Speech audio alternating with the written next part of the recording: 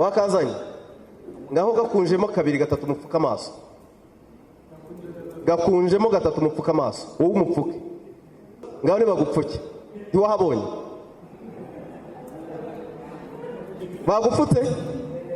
bagupfutse akiri inkono ujye kwicara,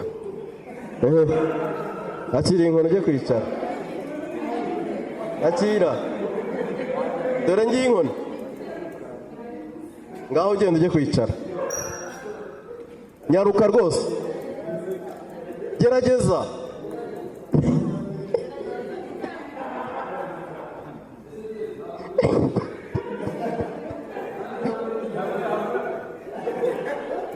Ntibikunaniye ngaho ipfukure.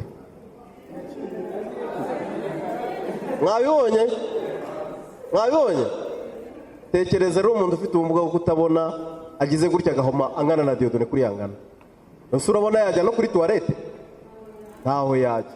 Bigaragara ko umuntu ufite ubumuga bwo kutabona akenshi yahumye ari na mukuru atakaza icyerekezo, ayoba intebe yari yicayeho kandi yiriwe yicayeho. Ni ikibazo gikomeye cyane. Icyo dusaba rero ni uko mwumva uwo mubabaro dufite mukagerageza kutuvugira nk'abantu bafite ijwi rirenga.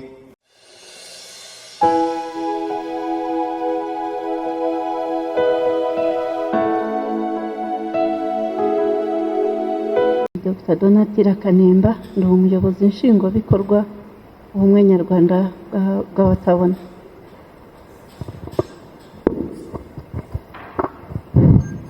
Muraho, nanjye nitwa Mukeshimana Jean Marie Vianney, nkaba ndi umukozi w'ubumwe nyarwanda bw'abatabona mu kigo gisubiza mu buzima busanzwe abantu bafite ubumuga bwo kutabona gikorera ahantu bita i Masaka, akaba ari nanjye muyobozi wacyo. Murakoze cyane, ngira ngo na washyitsi muri kumwe cyangwa se abasangwa, Imana ibahe umugisha kwitabira.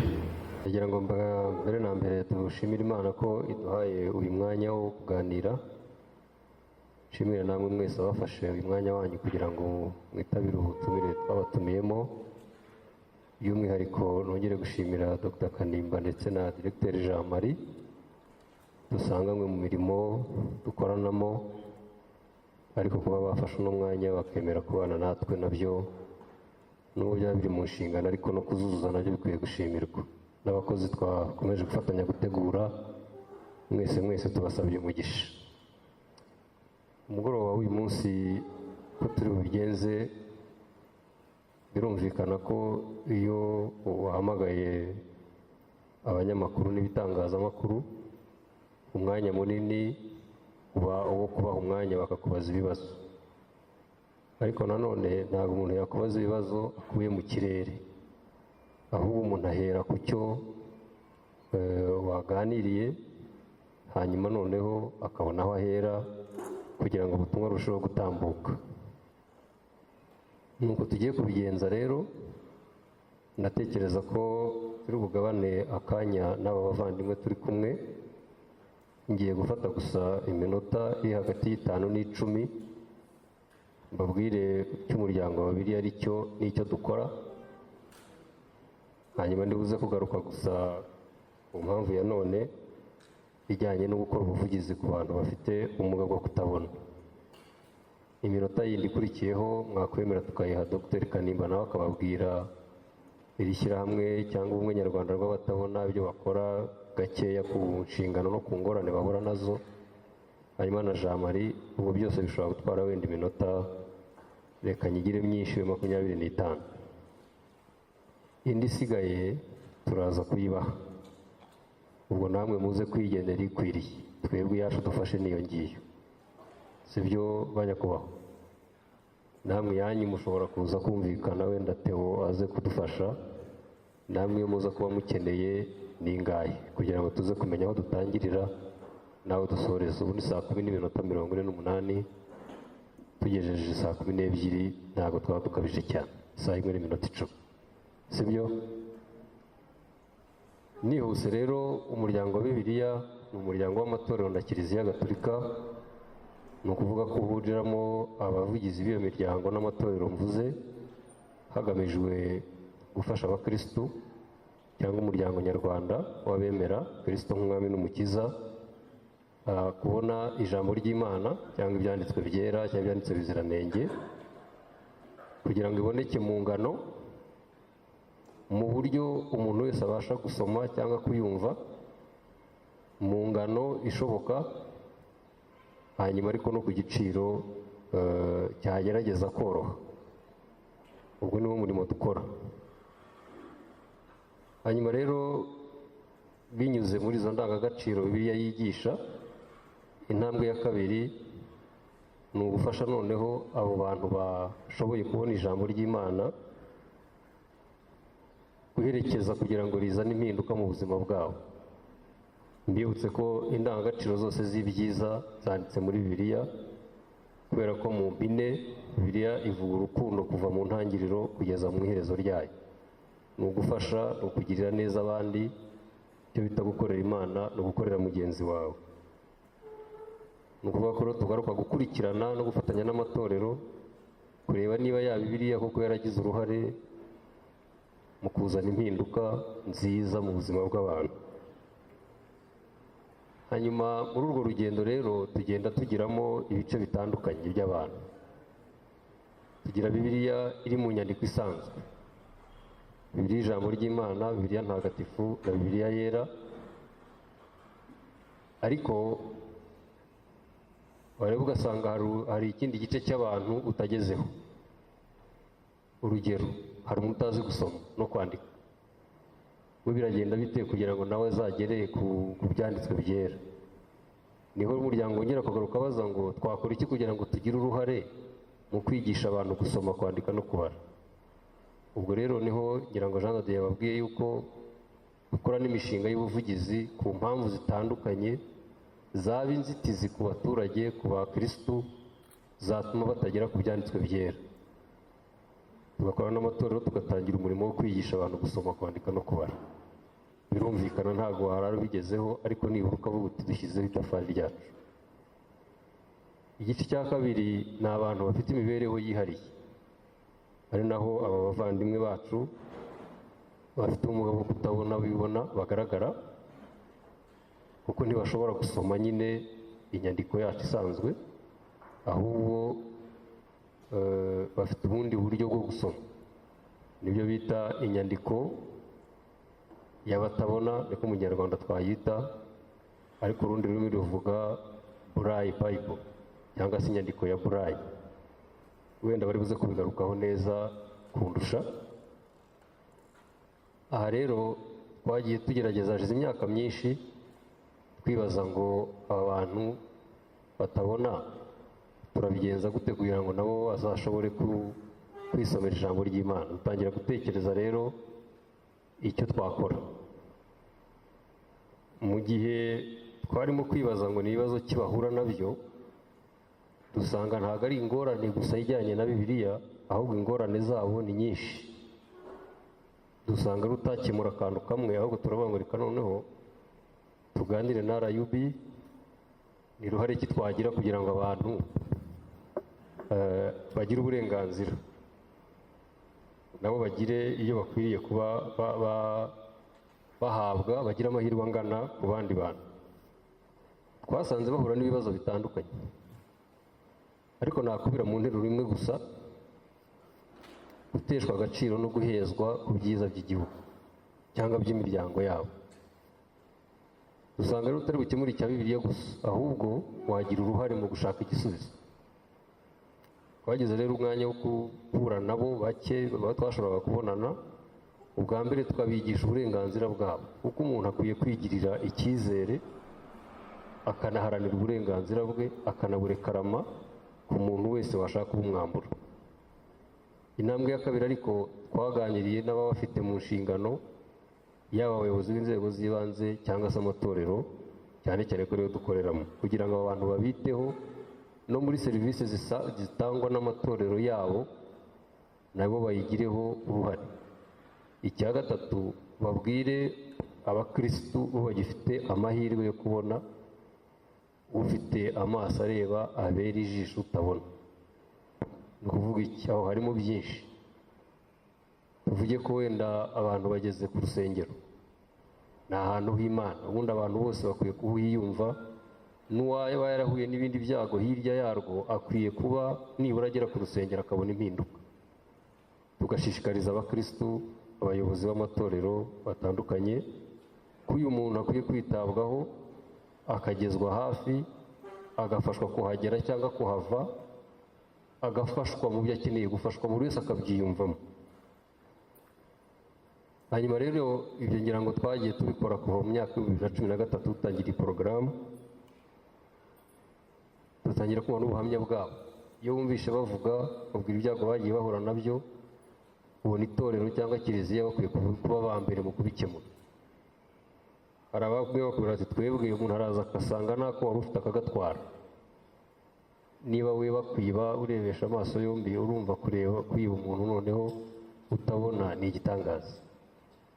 Hari abandi babakingirana mu mazu bakavuga ngo n'ubundi ari ukumusiga mu nzu ntacyo aza kuba tumariye, n'ubundi baraza kutwiba bakamukingirana nawe ukabona yataye agaciro ko kuba umuntu yabaye igikoresho. Abandi bakabakingirana hanze, umwe ukamushyira hanze agakinga inzu, avuga ati ubwo sawa izuba ryava imvura yagwa, akamugira. Kandi babiri ugasanga ibyo ababikora ni abakristu nabo bafite aho basengera, cyangwa nawe ni umukristu mugenzi wabo, n'ibindi no kubirengagiza, no kumucaho n'umuvugishe, no kutamusuhuze, no kubita amazina apfuye, amazina mabi y'agasuzuguro. Ibyo rero sinavuga ko byakemutse kubera ko ni umurimo ukomeza, ahubwo ngaruke ku bya Bibiliya. Twagerageje umwaka wa 2013 dukoranye n'umuryango wa Bibiliya w'igihugu cy'Ubudage, badutera inkunga tubona agace gato k'ibitabo by'ubutumwa bwiza bwa Matayo, Luka, Yohana na Mariko muri ya nyandiko y'abatabona. Hashira ikindi gihe dukomeza gukora ubuvugizi twibaza, yego murakoze muduhaye duke, ariko byagenda bite kugira ngo abantu babone Bibiliya yose. Ejo bundi rero ku itariki ya 8 nyuma y'urwo rugendo rw'iyo myaka yose nibwo twashoboye kubona Bibiliya yuzuye iri mu nyandiko ya Burayi. Hano twashyize ahagaragara ku itariki ya 8, kwiringira ko nibura aba bavandimwe bacu bashobora kubona iyi nyandiko bakihuza n'ibyanditswe bisomera. Nanone ku bashobora kubasha gusoma ino nyandiko, kuko nanone ntabwo ari bose, kubera ko tubizi ko atari bose rero bitanashoboka ko bose bayimenya. Harimo abakuze utashobora kujyana mu ishuri ngo bige. Iki kibazo guhura nacyo umuntu wese yahura nacyo mu gihe runaka, kuko abenshi ntabwo ariko bavutse. Nanjye uvuga ibi ngibi ejo byambaho kubera impamvu z'ubuzima utamenya. Hanyuma turavuga ngo ariko dushobora no kubabonera indi Bibiliya iri mu majwi, naryo ndindi koranabuhanga bashobora gukoresha. Uko ndimo kuvuga, uramutse unavuze imirongo ya Bibiliya umuntu akayishyira kuri ka platform cyangwa ka device runaka, umuntu yashobora gukoresha intoki noneho akagafungura akabasha kumva ijambo ry'Imana.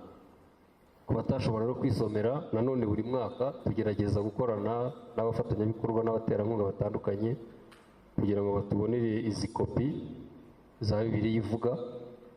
Ariko kubera ko imiterere yayo n'uburyo ikozemo ntabwo buri wese wamuhiye ku giti cye ngo bikunde, twagiye twemeranywa cyangwa twumvikana ibigo bw'imikorere tugashyira mu mashyirahamwe, kuko basanga bafite n'ibindi bikorwa bahuriramo, bakabasha kumva iryo jambo ry'Imana binyuze muri iyo device ivuga. Wenda bari buze kukabereka niba twashoboye kuba tugafite hano. Ibyo bintu byose rero mvuze n'ibindi wenda muri buze kumbaza nakongeraho, ni ikibazo kimwe dushaka gusubiza gusa: ni gute aba bantu bafite ubumuga bwo kutabona bagira agaciro mu matorero na kiliziya aho basengera? Ni gute nabo bakwiyumvira cyangwa se bakwisomera ijambo ry'Imana nabo rikabagiraho impinduka z'ibyiza kimwe n'abandi bose badasigaye inyuma? Birasubiza rero ihame ry'ubudaheza ngira ngo twese duhuriyemo. Icyo nasorezaho ni imiterere y'iyi Bibiliya, wenda muraza kubyibaza.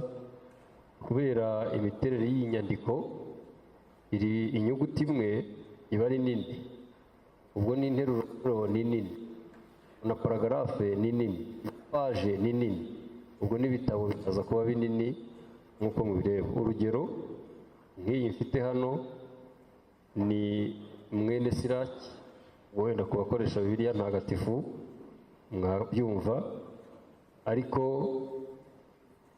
niba igitabo kimwe kingana nk'uku ngifashe, Bibiliya ikaba ifite ibitabo 73, ntabwo turagera ku ikoranabuhanga ryafasha umuntu utabona kugira Bibiliya agendana. ahangira ngo mubyumve neza, turi mu rugendo rukomeza. ubwo rero kubona inyandiko ni intambwe imwe, kubona aho ibitse kugira ngo ishobore gutwarika ni intambwe ya kabiri. ni ukuvuga rero Bibiliya yose turimo kuvuga uramutse uyizanye hano yaba nk'akabati kose.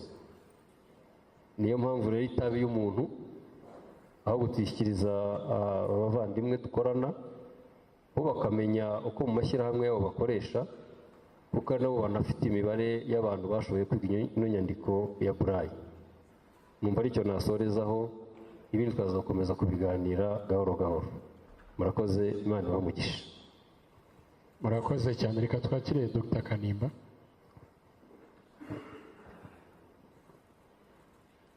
murakoze cyane. nakomeje kumviriza uko umunyamabanga mukuru w'umuryango wa Bibiliya mu Rwanda yasobanuraga imbogamizi abafite ubumuga bwo kutabona bahura nazo. nsanga koko yabyitayeho, arabyumviriza, arabisobanukirwa. uko byari bisanzwe kuva kera, si ukuvuga ko abanyamatorero n'indi miryango myinshi ititaye ku bafite ubumuga bwo kutabona, ahubwo uburyo babitayeho, aho kugira ngo babagirire neza, mu by'ukuri wagira uti barabahemukiye, kuko bumvaga, mu cyongereza tuvuga ngo bumvaga bagomba gukoresha icyo bita charity mode. charity ubundi ni urukundo, ubwo bakoreshaga uburyo bw'urukundo, ariko ubwo buryo bwari uburyo buvuga ngo tubavane mu miryango yabo, tubashyire hamwe, tuzajya tubitaho bari hamwe, abagabo ukwabo, abagore ukwabo. akenshi bisa naho bivuga ko bababujije no gushaka kugira imiryango, kuba abantu nk'abandi. mu Kinyarwanda ndumva twarakoresheje uburyo bwiza cyane bwo kubisobanura, babashyize mu kato, bakabashyira mu kabo kato, bakabavana mu bandi bantu. byabaye ibintu bigoye cyane kugira ngo twumvishe abanyamatorero ko gufasha abantu bafite ubumuga ntabwo bibafasha ari bo bonyine witayeho gufasha. ukeneye no gufasha imiryango babamo, no gufasha umuryango rusange gusobanukirwa uburyo bwiza bwo kwita ku muntu ufite ubumuga.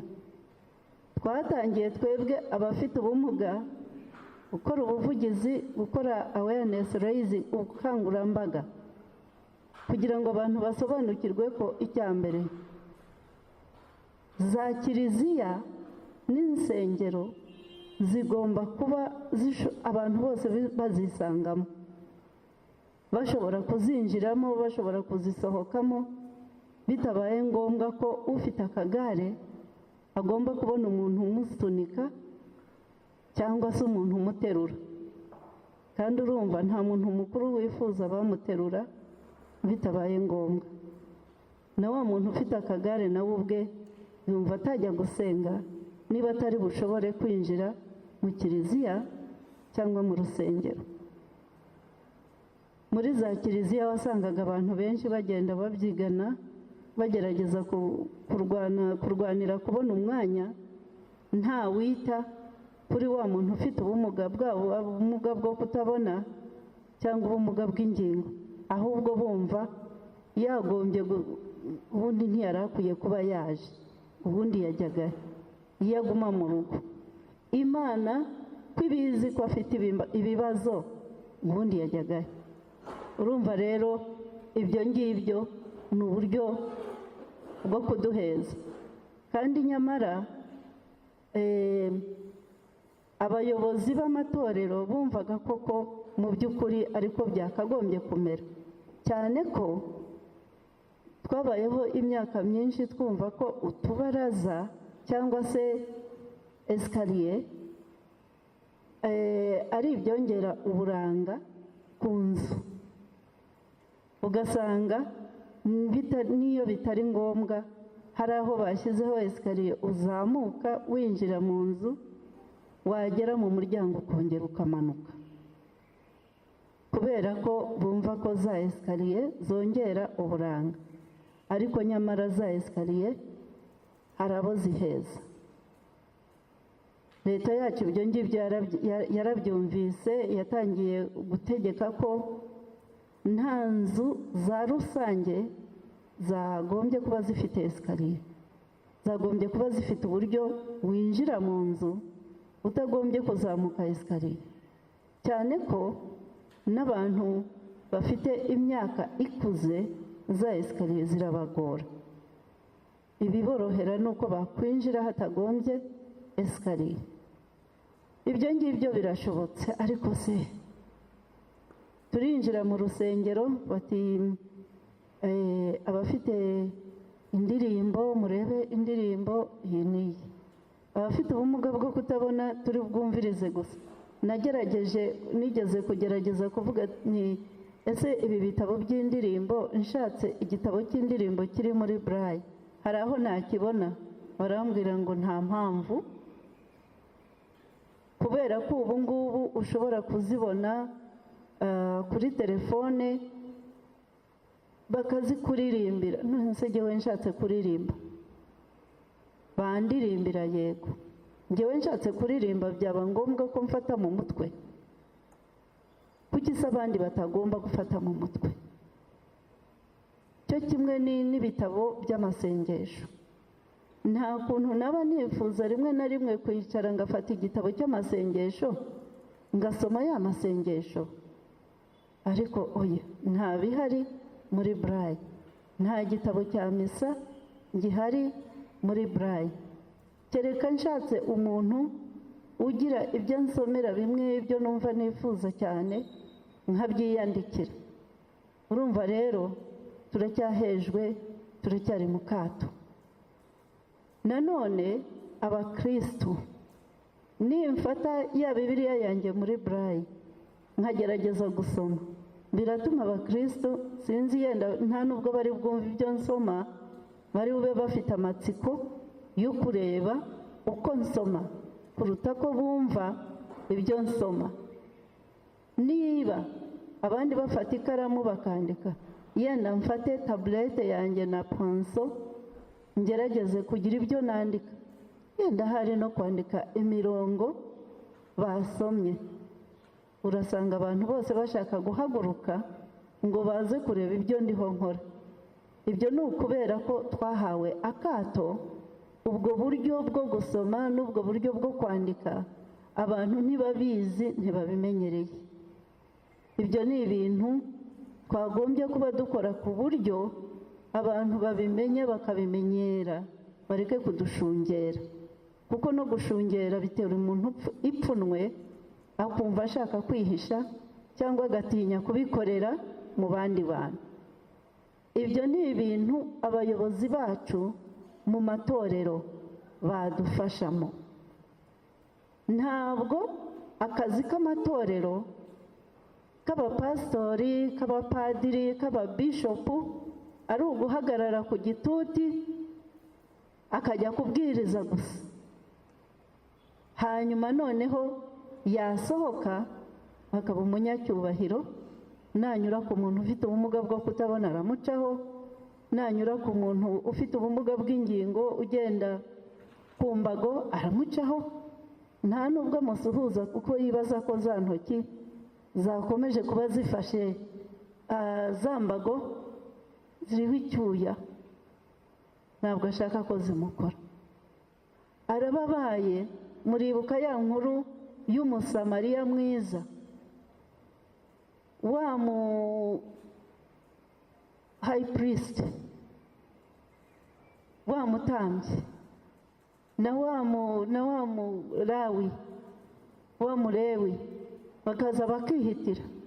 Wa muturage yenda hari ni umuhinzi cyangwa ni umucuruzi wigenderaga w'umusamariya, araje asanze umuntu bakubise yaguye hasi, akaza akamubwira ati yewe mbega umuntu kandi aracyahumeka disi, ndebe ukuntu namugeza ahantu bamwiteho adapfa aguye ku gasi kandi abantu bahanyura. Nyamara umutambyi mukuru n'umurewi, abayobozi b'itorero bahanyuze. Icyo turiho tuvuga aha ngaha rero ni iki?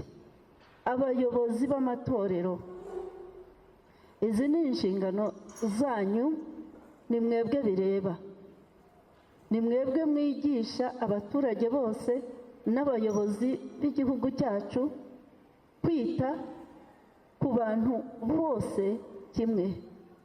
Ni mwebwe mwagombye kuba mudufasha gukora ubu buvugizi, si no kubudufasha gusa, kugira uruhare mu kubikora, nk'uko mugira uruhare kubaka amavuriro, kubaka ibigo by'amashuri, kubaka mbese amayuniverisiti. Ayo ni amafaranga menshi cyane, muyakoresheje no kugerageza kuzamura imyumvire y'Abanyarwanda cyangwa se iy'abaturage bose b'isi, kumenya abafite ubumuga no kubitaho kugira ngo babe bamwe mu bandi bose. Ibyo byagira uruhare rukomeye. Noneho mu gusoma ya Bibiliya, sinkajya ngomba kuyisomera mu cyumba iwanjye gusa, niba ngiye gusoma ibice, kuko ntabishobora, niba ngiye gusoma ibice, mbe nashobora gufata cya gitabo kirimo bya bice ngiye gusoma mbijyane ku rusengero. Ndumva hari umuntu wigeze kuduha ubuhamya ko yagombye gufata imashini ye ya braille akandika ibice agiye gusoma, ugasanga birabacanze. Pasiteri aribaza, tudupapuro tubiri nitwo ibice ugiye gusoma? Bose ni Bibiliya? Sindabwirwa n'iki niba ntacyo wahinduye? Ariko ntacyo yari yahinduyemo, yari yafashe ya mirongo arayandika kugira ngo abashe gusoma. Mwumve uko tuba twarakoze uko dushoboye kugira ngo tugaragare mu bandi. Bakwifuza ko abayobozi bacu b'amatorero baba bari kumwe natwe mu kudufasha kugaragara mu bandi, tube abakristo kimwe n'abandi bakristo. Iyo muriho muhugura abamama kugira ngo bivane mu bukene, muhugure n'abamama bafite ubumuga bwo kutabona hamwe n'ababandi kugira ngo nabo bashobore kwivana mu bukene. Go the extra mile, ubwo ikinyarwanda cyanze. Tera intambwe ugende ikindi kilometero kugira ngo ushobore kuzana wa wundi wagasigaye inyuma ye gusigara inyuma. Marayika mu ijuru bazaguha amashyi. Murakoze cyane. Umushimire Dr. ngira ngo na Directeur Jean Marie yatubwira nawe gake ku byo Masaka bakora, tukaza no gufata cya cyiciro kimwe. Murakoze cyane. Ntabwo byoroshye kuvuga nyuma y'abagabo babiri n'umumama, biragoye kuko basa n'ababivuye muzingo. Nk'uko rero SG wa Société Publique abivuze, nitwa Mukeshimana Jean Marie Vianney, akaba ari njyewe umuyobozi w'ikigo gishinzwe gusubiza mu buzima busanzwe abantu bafite ubumuga bwo kutabona. Ni ukuvuga ko njye mpura na b'Abanyarwanda akenshi twita ngo ni abaturage, bandi baba bavuye iwabo batazi ikintu na kimwe, adashobora kwiyambika, adashobora kwikorera isuku, ibintu byose ari ukubimukorera. hanyuma ugatangira kubimutoza kugira ngo nawe kugira ngo agire agaciro mu muryango ari uko abasha kugira ibyo yikorera. Ndagaruka rero inyuma gatoya, abatabona cyangwa se abafite ubumuga bavuka mu muryango. Uwo muryango tuvukamo niwo ubamo abakristo. Abakristo bava muri iyo miryango nibo bavamo abapasiteri, ndetse n'idini cyangwa se kiliziya akenshi nibo ibishingiyeho. Nyankunda kwibaza ikibazo kimwe, iyo umukristo atakijya gusenga babaza ujya gusenga muri urwo rugo kuki kanaka atajya gusenga. Ariko iyo hari umuntu ufite ubumuga ibyo gusenyero ntabwo birureba. Sinzi niba mutabyumva, kandi ijambo ry'Imana twabonye ko ari ryo rihumuriza kurusha ibindi byose. Uriya rero arabikeneye. Niba ujya gusenga ukagenda umusize mu rugo kandi ukaba uri umukristo mwiza utanga amaturo, uriya muntu usize mu rugo wumve ko hari byinshi utabashije kumukemurira. Iyo dufite ubumuga rero mu muryango, twe ntabwo badufata nk'abantu, ahubwo badufata nk'imizigo y'uwo muryango. Donko tuba turi fargo, cyangwa se donko ni umuzigo baba bikoreye. N'abantu iyo bavuga kenshi barakubwira ngo disi ngo kwa kanaka ngo hari impumyi, ariko disi kanaka yaragowe. Ni ikibazo. Urumva uri ikibazo mu muryango, uri ikibazo ku itorero, uri ikibazo ahantu hose, wabaye ikibazo. Nkaba rero njye mu nshingano mfite ibyo bibazo mbashaka kubikuraho kugira ngo umuntu nasohoka mu kigo azasohokemo ari independent, donko yigenga, ashobora kwigenza, ashobora guhinga, ashobora korora, ashobora guteka, bya bintu byose bisabwa kugira ngo umuntu abashe gukora abikore, kandi abikore nta muntu ubimwigishije, kuko umuryango ntabwo uzi ubwo buryo bwo kubimwigisha. Ariko iyo abashije kuhagera arasohoka, agasohoka ari umuntu, navuga ngo umuntu wujuje ibyangombwa, uri busohoke akagenda akagira umumaro mu muryango. Ari nacyo cyifuzo cyacu, cyane cyane ko burya bakwita nyine uwo muzigo, kubera ko iyo bagusize wicaye, aho bagusize niho bagusanga. Iyo bahagusanze bagufata nk'umuntu utagira akamaro, ariko iyo basanze bavuye guhinga bagasanga watetse, icyo gihe hari umurimo ubakuyeho, baravuga bati wa mwana wacu hari akamaro afite. Rero aho dusengera iwacu, abantu bafite ubumuga barahaza rimwe na rimwe, cyangwa se banahagera bagacibwa intege n'uko bafashwe muri urwo rusengero. Akenshi badufata nk'abanyabibazo kuruta uko twaba abanyabisubizo. Uyu munsi sosiyete biblike yadukoreye Bibiliya y'abantu bafite ubumuga bwo kutabona. Iriya Bibiliya murabizi neza ko icyo Bibiliya ifasha umukristo murakizi, natwe n'ikizadufasha. Icyo rero tubasaba ni uko mwatubera abavugizi, hanyuma iriya Bibiliya yasohotse nk'uko mugenzi wanjye yabivuze, umuntu ugiye gusenga ajya agenda ayifite kandi ahabwe n'umwanya wo kuyikoresha. Twebwe nicyo twifuza, aho kugira ngo ayijyane mu kwaha yihagatiye nk'abandi bose, nagera mu kiliziya buri n'icyo ayikoresha. Icyo gihe bizamuca intege, ubutaha ntabwo azayizana. Turashaka ko abantu bafite ubumuga, cyane cyane abafite ubumuga bwo kutabona, bagira inshingano mu nsengero. Iyo umuntu afite inshingano mu nsengero, icyo gihe nawe agira umwete wo kujya ahora aza. Murabizi neza ko abantu bafite ubumuga bwo kutabona bazi kuririmba, bararirimba pe, ariko yari muri korari ijwi ryabo rirabanyura, ariko ntibashobora kumuha role ngo agire inshingano muri iyo korari, kuko bamufatanye nk'umuntu uri aho uririmba gusa, udafite ikindi kintu ashoboye gukora. Rero nk'uko twabivuze ubushize, abantu dufite ubumuga, cyane cyane afite ubumuga bwo kutabona, turashoboye. Icyo dushaka ni uko mwebwe mudutega amatwi, mwamara kudutega amatwi hanyuma natwe tukabereka ibyo dushoboye. Uyu munsi rero babahamagaye rwose, nishimye cyane, muri ijwi rirangurura rikagera ahantu kure cyane. Dufite abafite ubumuga cyane cyane bwo kutabona, bazi gusoma, bazi kwandika. Ibyo rero bazi bazabyerekane mu rusengero, cyangwa se n'ahandi handi bazaza mu maradiyo yanyu. Igihe cyose azaba afite akantu yitwaje, azaze agakoreshe, kuko kazaba kabaye imbarutso yo kutubera abavugizi. Uyu mwanya rero babahamagaye ngo mubaze ibibazo, ariko ndatekereza ko si ukubaza ibibazo gusa, ahubwo icyo twifuza ni uko imyumvire yahinduka, yamara guhinduka icyo gihe tukajyana mu nzira imwe abantu babyumva kimwe. Buriya umuryango nyarwanda, ndavuga iwacu aho tuvuka ku Mashyiga, niho ibintu bipfira, kuko ubuvugizi bwakorewe mu rugo bwaza mu rusengero, kuko ruriya rusengero nyine abaruzamo baturutse mu ngo. Ibibazo nibo babizi, nibo bakagombye no kubigeza mu nsengero. Uyu munsi sosiyete bibilike irimo irarwana n'ubuvugizi, natwe ubwacu turwana nabwo kuva muri 1994. Dr. Kanimba ntabwo yababwiye, iri shyirahamwe cyangwa asosiyasiyo yashinzwe muri 1994 kubera impamvu y'uko twari twabonye ko abantu bafite ubumuga kutabona bibera mu rugo nta kintu na kimwe bazi gukora. Wamubwira uti hata ikirayi akavuga ati ibyo sinabyigishijwe. Mwebwe mugira Imana ikomeye cyane.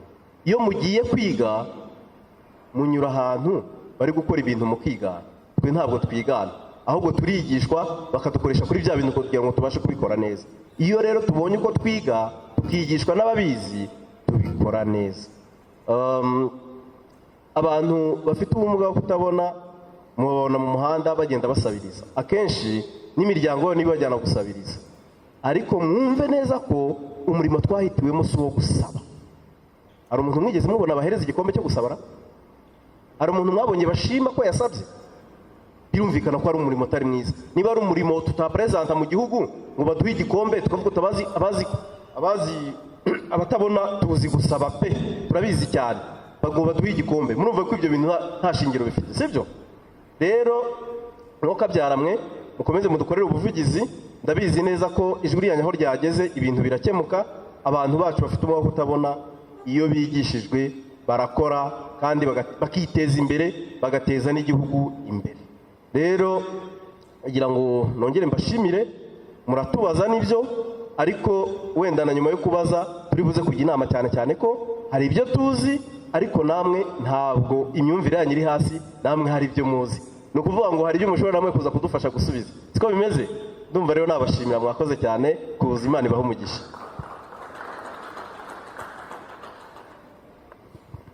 Murakoze cyane, yaba SG ndetse na Dr. Kanimba ndetse na Jean Marie, bakoze cyane. Turagira ngo tubanze twakire ibibazo, twakwakira 5 bwa mbere, ubwo mwanya nuza kuba ugihari turaza kwakira n'ibindi, ariko niwumva ikibazo uri kuza kubaza bakibajije udukunde watubwira uti bakibajije. Murakoze cyane, tuze kuba brief cyane. Uriya yamanitse ukuboko mbere na Manase, na hano 2 we wamanitse nyuma, ubwo babaye 4, n'uriya mugabo hariya hepfo ubwo 5. Ko nta agenda irimo iraza mu kanya. Murakoze cyane. Murakoze kuri uyu mwanya w'ibibazo. Nitwa Ufitinema, nari mfite ikibazo nifuzaga kubaza ubuyobozi bwa sosiyete biblike. Ubwo muheruka guhura n'itangazamakuru muri kampeni y'iyandikwa rya Bible, mwatangaje ko nta gahunda ihari yo guhindura amazina, bivugwa yuko apfobya abafite ubumuga butandukanye. Ese muri iyi Bible yaburayeho ni terike Bible cyangwa hari amagambo mwagiye mushyiramo bijyanye n'igihe kigezweho? Hanyuma ikibazo cya kabiri ngibaze Dr. Kanimba.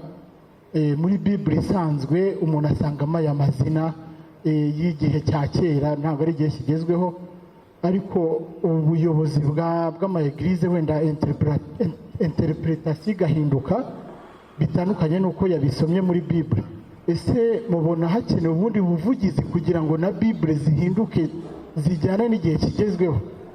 Hanyuma akabazo ka nyuma nabazaga Jean Marie, mu maegirize cyane cyane abadivantiste n'abarokore, njya mbona hariyo gahunda yo kwigisha abantu batazi gusoma no kwandika. Haba hariho gahunda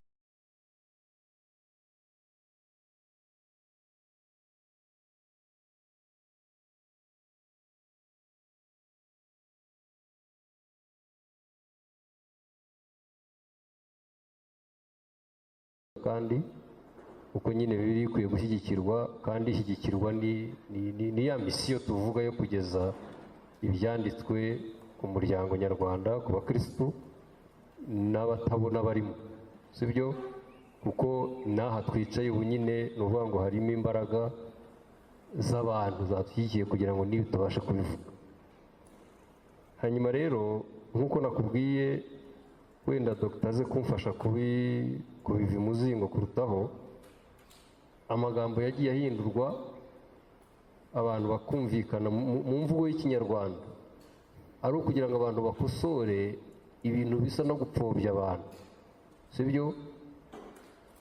Kandi ndatekereza nubwo ntakwibuka neza uko ibihe byagiye bikurikirana, hagomba kuba hamaze kubaho nk'inshuro ebyiri duhinduyeho, sibyo? Niko ndatekereza, wenda dogita aze kumufasha kuko we abibamo buri munsi. Hari amazina menshi numva ntashaka no kuvuga, no kuyatangaho ingero ntabwo nabikora, ariko tuyaziranyeho, sibyo? Asa n'ibitutsi, asa no gupfobya, ayo ntabwo nayavuga.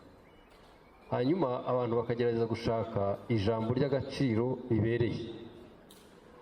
Noneho ariko Bibiliya verisiyo ya mbere y'ikinyarwanda tuyifite mu 1959, sibyo? Hanyuma abantu baza gukora adaptation cyangwa se kongera kureba indi nyito, indi traduction muri 1986, haza Bibiliya ijambo ry'Imana. Muri 1993 abantu bakongera bakora rutushe.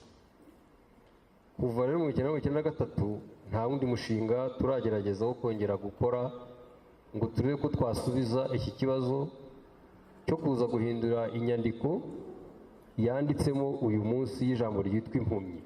Ryo reka ndivuge ko riranditse nyine. Kubera iki? N'ibindi bitabo byose byanditswe uretse na Bibiliya ubu birabitse mu librori.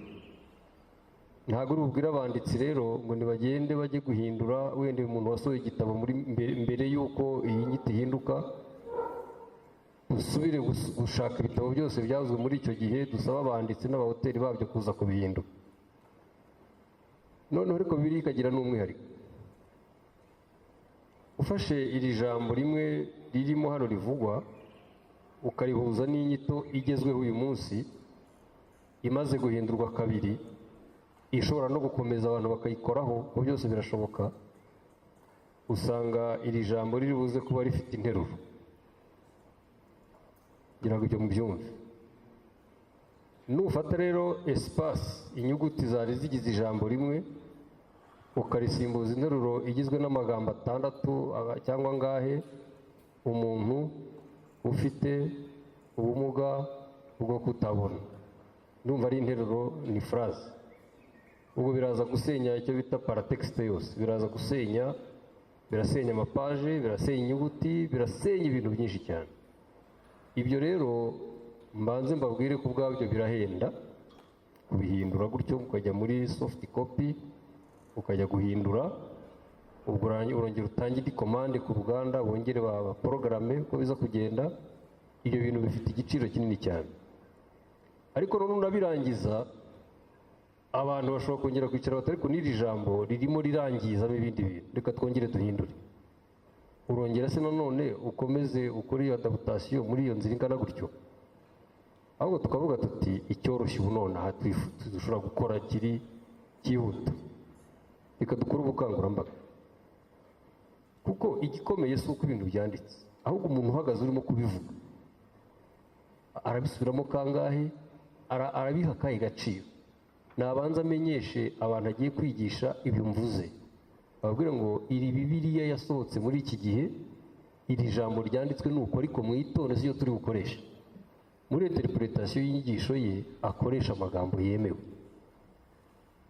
Ubwo nibura kugeza aha ngaha ndibwira ko iki naba ngishuje. Hanyuma niwe ntago navuga ngo nta gahunda ihari, sinzi niwe nako twavuze wenda icyo gihe, ahubwo nituzongera tukareba abantu barabiganira, ngira ngo n'abavandimwe turabiganira. Nituzabona hageze kuri aho tudashoboka kongera guhindura tukabyemera, tuzakora proje turebe birakostinga iki kugira ngo tunahindure imyandikire. Ibyo nabyo nta gitangaza cyaba kirimo. Ngira ngo twavuze ubushize nuko none nta proje n'ubu ngubu nakubwira ko dufite ngo nkubwire ngo kuko nkubwira ngo urambaza ngo izasoza ryari, ntabwo turayitangira, ariko ntibivuze ko itashoboka.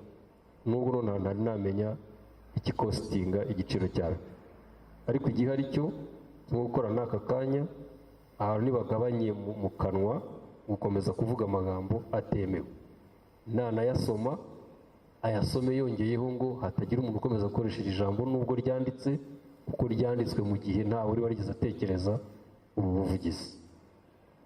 Ndibwira ko ntabanyivuzeho. Wenda ikindi cyabajijwe Dr. ushobora no kuza kugisubiramo kugira ngo yumve neza ibyo bavugaga portion ya kabiri, ariko wenda iki kisiramo reka mpite mvuga ku cya Manase. Yavuze imishinga yindi twaba dufite kuri aba bavandimwe, anambaza gutekereza no ku bandi.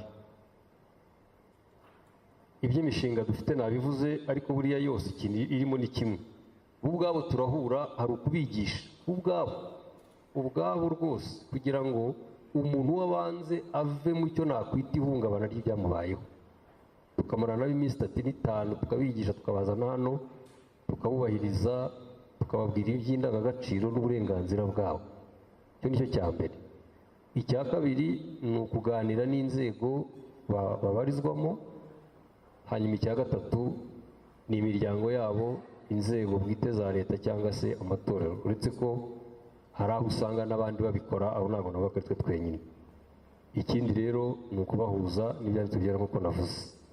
Iyo niyo mishinga dukorana nabo.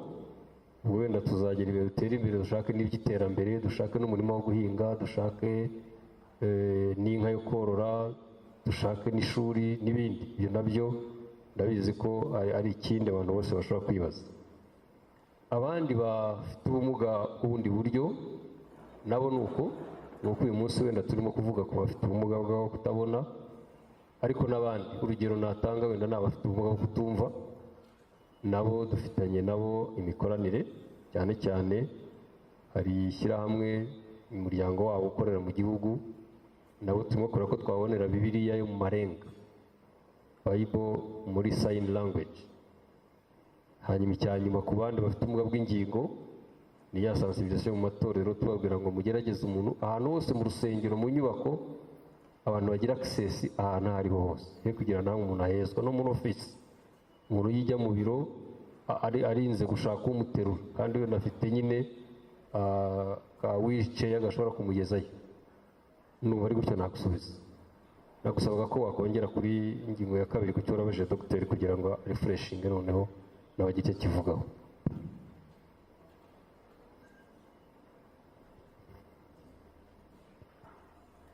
Ku bijyanye n'ibyo amaze gusobanura, nubwo nabaye konvenki, ariko nagira ngo mbaze ku ruhande rwanyu, ese muri satisfait y'uko Bible uko imeze, uko byanditse na interpretation byabyo uburyo bikorwamo, cyangwa hari ubundi buvugizi bwakorwa ibintu bigahinduka? Murakoze. Murakoze cyane. Nk'umuntu wasomye Bibiliya imyaka myinshi, nkaba naragize n'uruhare kwigisha iyobokamana mu kigo cy'amashuri muri segonderi. Hari ibyo umuntu aba azi kuri Bibiliya. Icya mbere, Bibiliya twayibonye mu Kinyarwanda isemuwe kuva mu zindi ndimi. Yageze muri izo ndimi isemuwe kuva mu zindi. Ni ukuvuga ngo ni uruhererekane rwa Bibiliya zagiye zisemurwa. Yavuye mu ndimi yanditswemo na bariya bayanditse iriya myaka ahise abimbwira vuba ngo ngire vuba. Yavuye mu Giheburayi ijya mu Kigereki, iva mu Kigereki ijya mu Kilatini, iva mu Kilatini ijya mu Cyongereza, nuko gutyo. Kandi igiye mu Cyongereza, yagiye mu Cyongereza cy'imyaka ya kera cyane. Ubu ngubu ushobora kuyibona y'Icyongereza cy'icyo gihe, authorized version cyangwa King James, aho baba bandika ashaka kuvuga you akavuga thou, cyangwa ye you shall, thou shalt. Urumva? Wowe. Mbese ni icyongereza kigoye ariko kiraryoshye, yewe ndagikunda. Noneho rero ikindi, hari aho usanga iyo bavuga umuntu ufite ubumuga, impumyi, ntabwo bavuga umuntu ufite ubumuga, ntibaba bashaka kuvuga umuntu ufite ubumuga bwo kutabona. Iyo Yesu agira ati ubu sinahita nkubwira ngo ni hehe mu nkuru nziza, aho Yesu avuga ati mwampumye mwe muyobora izindi, ntabwo yavugaga abantu bafite ubumuga bwo kutabona, yavugaga injiji. Ahandi nanone ndumva hari ahandi nanone bavuga impumyi, batavuga umuntu ufite ubumuga bwo kutabona. Wasanga rero aho ngaho ugerageje guhindura inyito, waba uhinduye context, muri abanyamakuru muzi context icyo ari cyo, waba uhinduye context y'ibyavugwaga. Noneho rero kugira ngo bashobore guhindura inyito, yaba ari indi verisiyo cyangwa version, indi Bibiliya. Ubu ngubu dufite Bibiliya yera, Bibiliya ntagatifu, Bibiliya nziranenge, Bibiliya ijambo ry'Imana. Ubwo haza indi nanone ifite ukundi yitwa, kugira ngo dushobore kubona ya magambo za nyito nk'uko tuzifuza. Iyo namaze gusobanukirwa ibyo byose kandi nzi ukuntu biba bihenze gusemura ibitabo, tuvuze Bibiliya yera 66, tuvuze Bibiliya ntagatifu 73, urumva byaba ari ibintu bihenze cyane. Byaba bihenze kuruta ko twakora ubuvugizi, tugakora ubukangurambaga, abantu bagahindura imyumvire kuri za nyito, za zindi z'ibitutsi bakazireka, nta nubwo ziri muri Bibiliya burya z'ibitutsi. Njyewe reka nzivuge zimwe: bihume, ruhuma, nyiragahumyi, gahumeri. Ayo ni amazina asobanura umuntu ufite ubumuga bwo kutabona, ntabwo ari muri Bibiliya. Ayo magambo rwose ni ibitutsi, ariko hari abumva bisa naho ari ukubyinirira umuntu, ariko ni ugupfobya umuntu. Ayo siyo magambo, mbese amagambo dushaka ko ahinduka. N'impumyi abantu bareka kurivuga, ariko muri Bibiliya kuzarihindura biragoye, ariko abantu bareka kurivuga. Kuzarihindura mu bisigo, mu ndirimbo, mu mivugo, hahandi dukeneye ijambo rigufi bishoboka, hari igihe byaba bigoye. Ariko nanone nk'uko turiho tubishishikariza, rireke kuba ijambo rikoreshwa mu buzima busanzwe bwa buri munsi, kandi ibyo birashoboka. Mu Cyongereza umuntu ufite ubumuga bwo kutabona, ijambo rya kera cyane ni blind, ariko usanga ubu ngubu hari abavuga visually challenged, visually impaired, vision impaired, kugira ngo bareke kumva ko ari umuntu, sinzi ukuntu nabisobanura. Ni nkaho yapfukiranywe, nta kintu azi, nta kintu atekereza, nta kintu ashoboye, kubera ko ari blind. Ariko burya nta nubwo ari ya nyito, ni uburyo abantu bayifata. Nicyo dukeneye guhindura. Niyo mpamvu turiho tuvuga igikenewe cyane ni ubukangurambaga, kugira ngo abantu bahindure imyumvire. Murakoze. Murakoze cyane.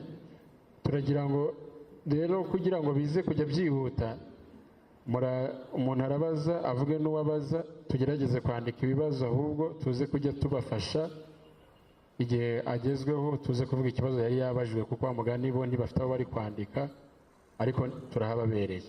Ikindi hariya hari kofi, hari ti, icyo umuntu ashobora aragifata. Twari twavuze ngo dukore pause cafe, cyangwa se turindire tuze kubikorera rimwe dusoje kubaza. Ikiza ubwo ni ikihe muri ibyo byose? Abantu bashobora kujya basohoka gake gake. Okay, abandi bakomeza kubaza. Murakoze cyane. Hanyuma hano hari umugabo witwa Jean Marie Emmanuel, mubaharire, sorry. Emmanuel arimo arandika, umuntu uzi ko atiyanditse kuri za liste amugereho, amwandike, amufashe bigende neza. Tugerageze kuba brief mu bibazo. Aricyo Jean Marie ashaka gusubiza? Murakoze cyane. Ni impamo pe, ndagira ngo mbashimire. Ubu ngubu isi turi mu isi yo kurwanira uburenganzira. Ari nayo mpamvu mwumva turimo tuvuga tuti ntimuzongere kutwita impumyi za ruhuma. Turi mu isi yo kurwanira uburenganzira, kuko hari igihe cyashize ari kirekire turi munsi y'ibirenge by'abandi. Ngiye kuri Bibiliya nta komantere njya nshyiraho cyane, ariko ngewe icyo ndwana nacyo n'uri kwigisha. Umuntu wigisha, twebwe turifuza ko uwe yahinduka mu bwonko, yasoma impumyi, kugira ngo njye niba ndi mu rusengero rwiwe niyumve nk'umuntu uri mu rusengero, nibura ajya abasha kuvuga ati impumyi bavuga muri Bibiliya ni umuntu ufite ubumuga bwo kutabona. Njye nzataha nishimye nta n'ikindi, narindiriye ko ijambo rizahinduka muri Bibiliya. Ku kibazo mwari mwambajije rero, uyu munsi amadini aragenda akamanuka hasi akajya kwigisha gusoma no kwandika, kugira ngo abakristo babo bazabashe gusoma Bibiliya. Ni bya bintu twavuze kare, wagira ngo abatabona bose abakristo babo. Ntabwo iyo gahunda bari bayishyiraho. Ubu uyu munsi ahantu bigishirizwa Braille ni mu mashuri asanzwe ya leta cyangwa se y'abihaye Imana, no mu kigo cya Masaka niho tubasha kwigisha Braille. Ahandi hose turasa nkaho tukiri mu bwigunge, turacyahejwe. Ariko ngira ngo niyo mpamvu twicangaha, ubwo buvugizi bukorwe n'abakristo batabona, ni abakristo babo, niba batazi gusoma bigishwe Braille, kugira ngo ya Bibiliya Société Biblique yaduhaye izajya isomwa nta zindi mbogamizi zihari. Murakoze cyane. Murakoze. Yabajije abaza mu kigo, niba ntibeshye, tubaye ikigo cya Masaka, tubahitamo gute, kriteriya ni izihe? Ndagira ngo mbabwire ko ikigo cyitwa Masaka Resource Center for the Blind, MRCB. Akaba ari ikigo cyashinzwe n'umuryango witwa RUB, Rwanda Union of the Blind. Bamaze kubona ibibazo abantu bafite ubumuga bwo kutabona bagira mu miryango iwabo, ntacyo bashoboye gukora, mbega muri make ni abantu bicaye bari wa muzigo nahoze mvuga kare. Ikigo kimaze kujyaho rero, hari ibyo cyashyizeho kugira ngo abo bantu binjira mu kigo bazige. Icya mbere ni icyo twita mobility and orientation. Tukigisha Braille, tukigisha sport, family planning, counseling, daily activity of living, tukigisha n'ubuhinzi n'ubworozi. Ariko muri kino gihe twamaze gushyiramo noneho n'imyuga, tumaze gushyiramo icyo bita knitting, kudoda imipira, harimo na sport massage, nayo ubu ngubu imaze ukwezi rimwe. Ibyo byose rero twabishyizeho kugira ngo abantu bafite ubumuga bwo kutabona babashe kugira icyo bakora.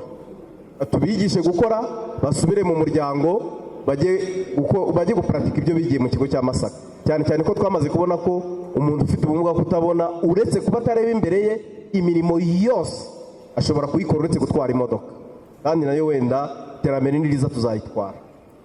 Abantu rero baza mu kigo ni abantu bafite ubumuga bwo kutabona, baturutse mu gihugu hose. Ni ukuvuga ngo ni urubyiruko n'abantu bakuze. Tubahitamo, tubahawe akenshi n'amashyirahamwe, tukabahabwa n'abantu bize mu kigo, tukabahabwa n'ibitaro bivura amaso byaba Kabgayi cyangwa hano Kamonyi. Abo ngabo baduhereza abanyeshuri. Ariko uyu munsi natangiye no kujya afata abana kubera ko hari abana biga yagera mu wa kabiri primaire agahita huma. Ubu ntabwo yaza ngo mwime iyo serivisi kugira ngo asubire mu buzima busanzwe none hajye kwiga bisanzwe. Ubu turimo turafata abanyeshuri bari guhuma barangije university cyangwa se bari muri university kugira ngo tubasubize mu busanzwe basubire mu mashuri bajye kurangiza ko twamaze kubona ko bishoboka. Uyu munsi turimo turahugura abantu bahumye bari mu kazi.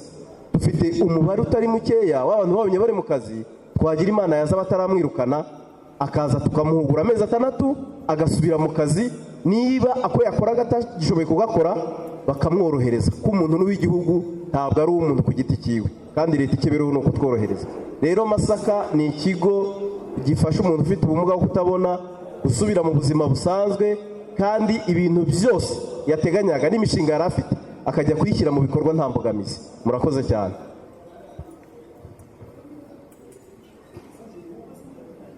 Numva Jean Marie agerageje gutanga umucyo ku bijyanye n'imikorere y'ikigo cya Masaka.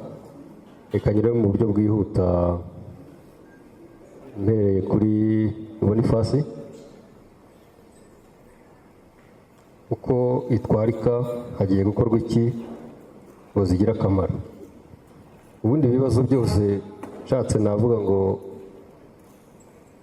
tuvuye kure mu rugendo turimo, tugeze kure, ariko naho tujya si hafi, naho ni kure. Urugendo rurakomeje. Uyu munsi dufite niyibura Bibiliya yanditse yose 2013 2023 n'imyaka 10. Ubu urumva n'urugendo rutari rutoya ko Dr. Abizi ngira ngo nk'igitabo cya nyuma cya Esther yadufashije gukoramo editing ntiyabuze nk'amezi 8 cyamaze mbere y'uko nibura ize kuboneka yose. None rero umuntu akibaza, none se ko tuyifite, icya mbere n'indi y'isoko ngira ngo nicyo umuntu yanaheraho. Abantu bafite ubumuga bwo kutabona ni bangahe ku ijana bazi gusoma? Ni bangahe ku ijana bazanabimenya? Hanyuma si iki kibazo nanone ko sinzi ubwoko bwa prevention twashyiraho ngo hatagira uwongera kugira iki kibazo. Nitanzeho urugero, ndavuga uyu munsi ayo mahirwe ndayafite nawe urayafite, ariko ejo byagenda uko udatekereza.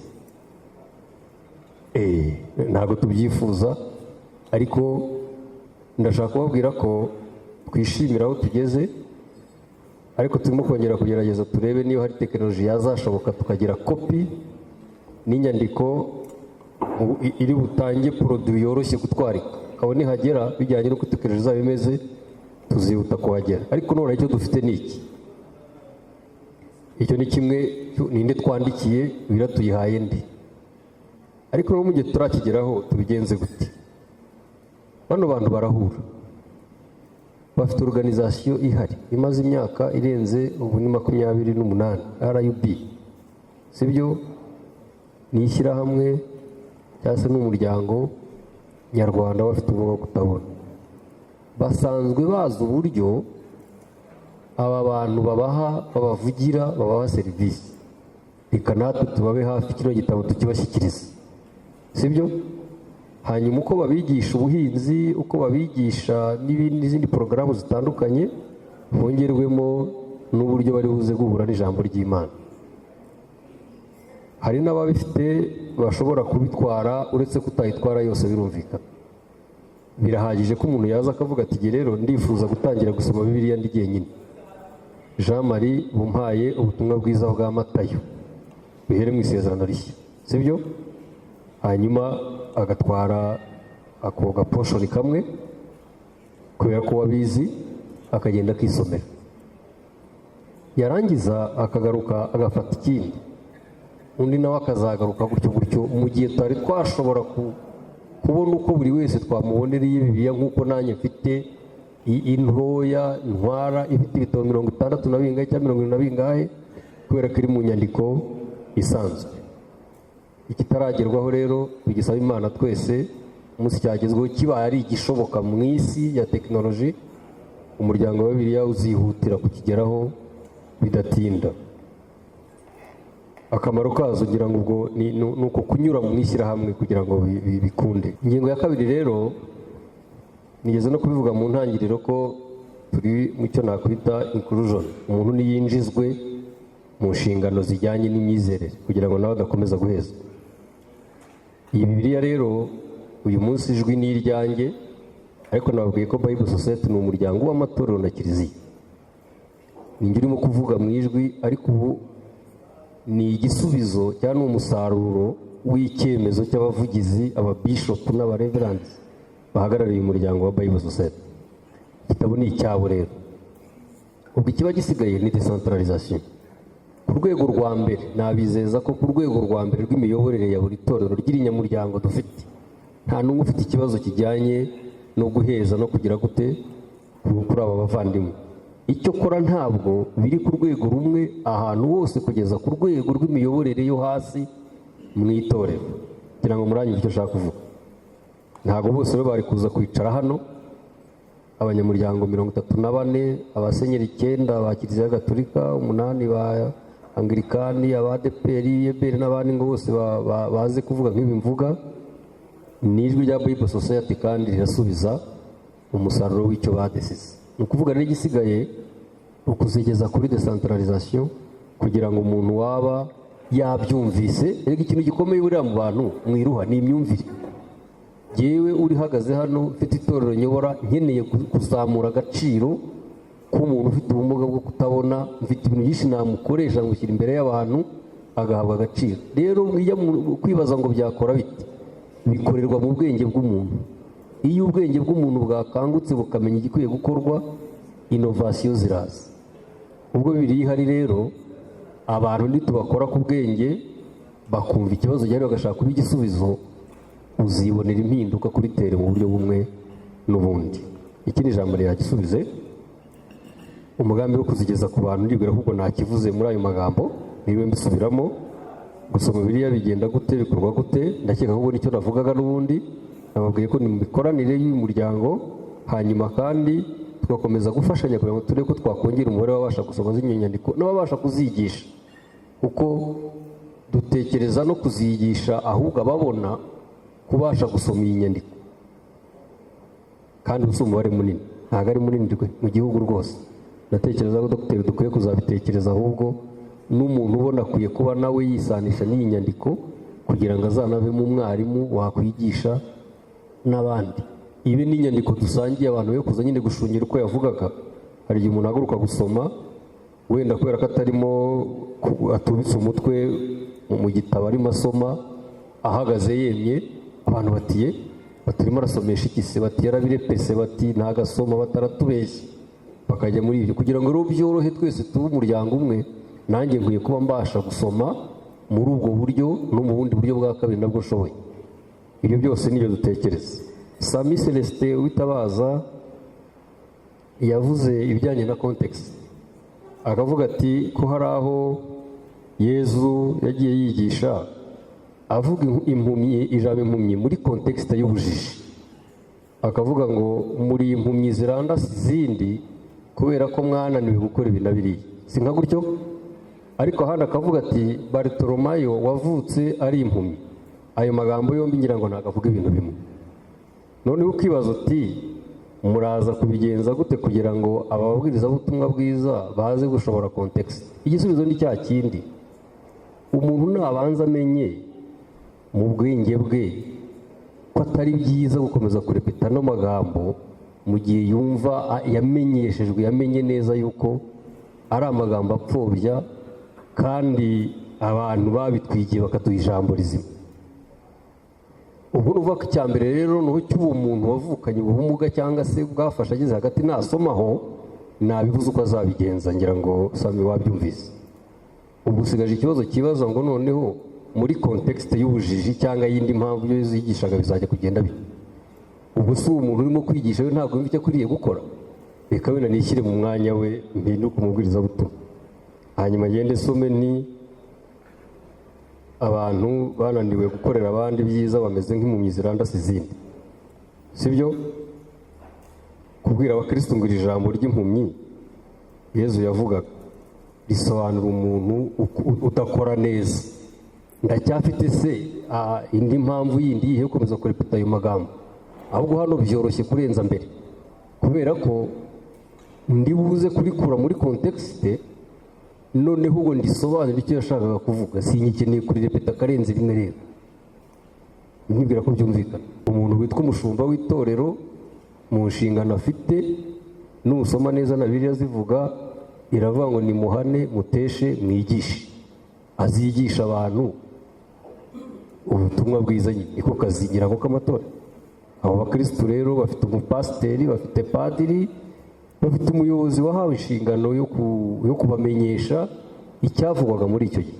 Iyo ni theologie de base, ni ETD, ni amahugurwa, ni amasengesho bakora, ni naho bahurira. Ako ni akandi kazi k'umupasitori n'umupadiri ugomba kumenyesha abakristo be ijambo ry'Imana akaribasobanura. Reka nsoreze kuri Savensoni, ariko Savensoni ngira ngo nawe birasa niba namwumvishe neza. Aravuga ati tuvuge ko misiyo yo kugeza abantu mu Bibiliya yahageze, n'abatabona bayibonye, n'abatumva bayibonye. Twimagine ko misiyo yo kugeza kuri wese yagezweho. Nicyo kibazo ngira ngo ufite. Ugasigara wibaza noneho kuri transformation level, murakora iki kugira ngo abantu bahindurwe narwo? Igisubizo rero ngo ufitiye ni kimwe. Icya mbere ni ukwizera. Icya kabiri, hari umurimo w'amatorero na kiliziya, hari n'umurimo w'Imana mu mutima w'umuntu.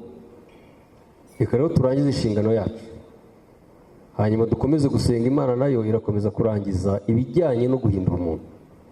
Nta bushobozi wangiraho ngo mpindure, nta nubwo nagira ngo nguhindure, ariko hari turu, hari aho nagushyira, hari icyo nagufasha, nkaguha access, nkaguha amahirwe, nkagukingurira kugira ngo ugereho amahitamo yawe ari buze guhitamo icyiza ugahinduka.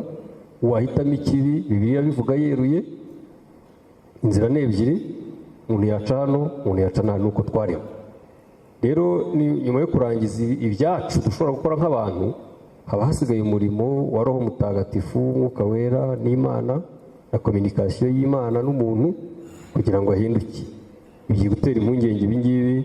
Imana nayo irabizi ko none se nyine ntabwo ubona ko hari abatarahindutse. None se burya ngo utarahindutse nuko adafite Bibiliya? Ubundi se abantu tubona mu rusengero buzuyemo, wibwira ko twageze kuri kangahe ku ijana y'impinduka abantu bakeneye kwifuza?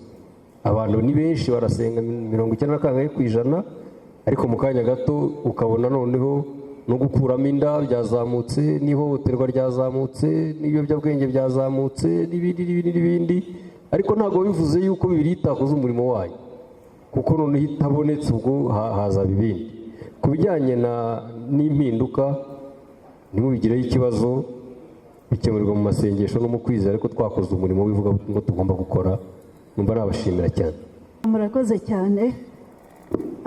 Ndahera kuri iki kibazo kivuga ngo ntibakunze kubona abapasiteri cyangwa se abapadiri bafite ubumuga bwo kutabona. Hari igihe kiliziya yahezaga abantu bafite ubumuga bwo kutabona ngo be kwinjira mu bihaye Imana, kubera gutinya ko abantu baba binjira mu bihaye Imana ari ugutinya ubuzima bwo hanze bugoye.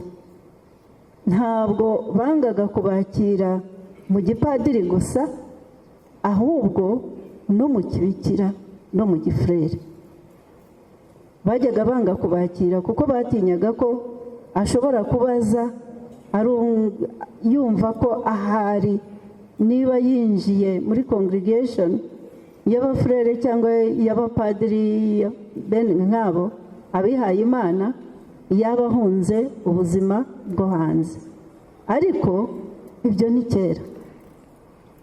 Nagiye gusohoka mu ishuri, njyewe nsohoka muri primaire, nari maze kumenya abakobwa nk'abangahe bagiye mu kibikira bafite ubumuga bwo kutabona. kubera ko amakuva yari amaze kubibona ko hari abantu bafite ubumuga bwo kutabona icya mbere bakwinjira mu muryango w'abihaye Imana bafite icyo bazajya kumara, atari ukujya kwihishamo gusa. Noneho ikindi nabonye abapadiri byibuze nzi nka 2 batakaje ubushobozi bwo kureba ari abapadiri, ntabwo bavuyemo, barakomeje baba abapadiri, ahubwo bize Braille. Noneho hari uwo nzi yari n'umunyarwanda yabaga i Burundi, simvuze izina,